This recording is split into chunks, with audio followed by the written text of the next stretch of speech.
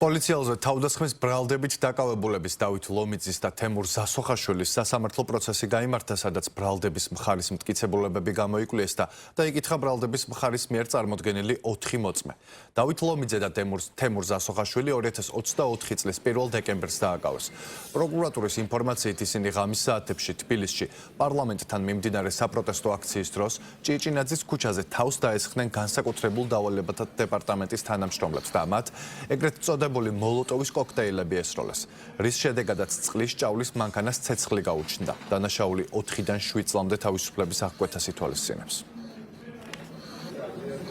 ბრალდების მხარეს წარმოდგენილი ყავდა ექსპერტები, რომლებიც უბრალოდ ადასტურებენ იმ ფაქტს, რომ იყო ეს იმ დღეს მანქანა დაზიანდა, თუმცა ამ ექსპერტიზის დასწრებით უშუალოდ იმის მითითება, რომ ამათმა ჩაიდინეს ეს დანაშაული, ან გულისხმობ ბრალდებულებს, ამის მტკიცებულება არ არის ეს. ბრალდებულის მიერ მიცემული ჩვენება არის მხოლოდ გასაზრდელი იმ შემთხვევაში, თუ თავის ჩვენებას დაადასტურებს არსებითი განხილვის დროს. არანაირი მსგავსი მოქმედება მათი მხრიდან არ ყოფილა და ხელისდადება რომ ეს მევარ და ასე შემდეგ. დღეს ჩვენს მიერ კითხვაც იყო დასმული, მართალია აქ პროკურორი არ არის მოწმე, მაგრამ ბრალდებელია და შესაბამისად ბრალი აქვს აყენებული.